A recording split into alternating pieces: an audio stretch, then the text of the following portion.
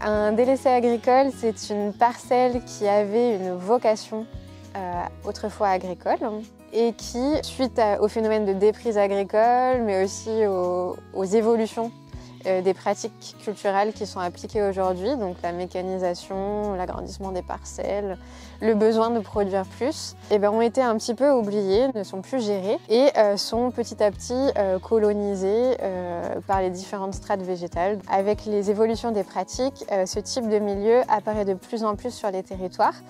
Et c'est notamment le cas sur le territoire de la communauté de communes Lot et Tolsa, sur lequel le CPIE œuvre depuis de nombreuses années. Je me suis installé en 2020, donc c'est une reprise familiale. Concernant l'historique de cette parcelle dans laquelle nous sommes, c'est une parcelle que mon père a repris en 1990, qui abritait des poiriers. Crise de la poire, ça valait plus le coup de ramasser des poires. Ce qui s'est passé, c'est que ça a créé un peu une friche comme ça, de la ronce, des arbres qui n'étaient pas du tout destinés à être sur la parcelle ont commencé à pousser. Donc souvent ils sont mal perçus. Les riverains, les collectivités, même les propriétaires ont une vision un petit peu négative de ces milieux. On y a vu un potentiel en fait de refuge de biodiversité, mais aussi de couloir de déplacement des espèces. C'était concrètement de voir si cet espace avait une utilité. Pour mes voisins, c'était d'abriter les chevreuils et du coup de ravager les cultures. Pour moi, c'était peut-être potentiellement d'abriter des auxiliaires et de voir ce qui s'y passait.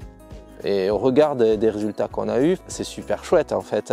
Il y a un nombre d'espèces incroyable, c'est hyper positif. Je pense sincèrement que ça contribue aux systèmes globaux, à savoir le mien, ma parcelle qui est juste à droite, un blé, mais aussi celle de mes voisins, qui ont des noisetiers par exemple. Comme c'est quelque chose qui est très peu documenté, en 2021, l'association a fait le choix de porter un projet focus sur ces milieux, que ce soit en termes d'amélioration de connaissance de la biodiversité qui y vit.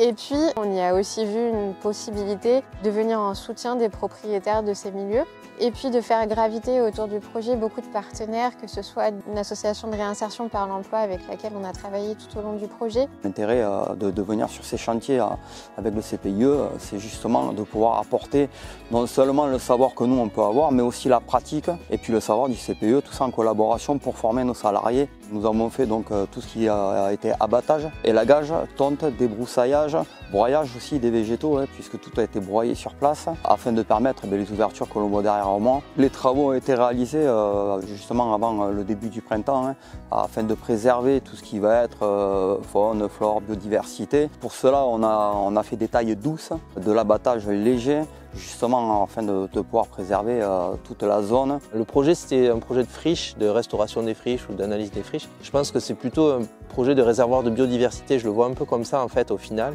C'est-à-dire que comme vous êtes des experts un peu de l'environnement, pas moi, donc je me dis s'ils veulent restaurer, ils savent faire en fait. Donc du coup, en diamo, je risque rien en soi. Je risque juste que ce soit mieux qu'avant. Donc j'ai pris le risque, c'est pas un gros risque en soi. On a réalisé un petit peu plus de 2000 données floristiques et faunistiques confondues, avec une identification d'une centaine d'espèces faunistiques et d'environ 150-160 espèces floristiques. Le partenariat avec le CPE 47 a débuté à peu près depuis 5 ans. Nous sommes très fiers du résultat. Les salariés sont très contents d'avoir fait ce chantier-là, même s'il a été éprouvant physiquement. Les répercussions, c'est sur les chemins de randonnée. Ils vont savoir, ils vont avoir une approche différente, comment tailler un arbre. Pas y aller vite, mais ils sont réfléchis, ils vont essayer de tailler au-dessus du rojon, ils vont faire attention à ce que l'on va faire sur les tailles. Au niveau économique, j'ai des moutons, moi j'ai un élevage de 100 brebis.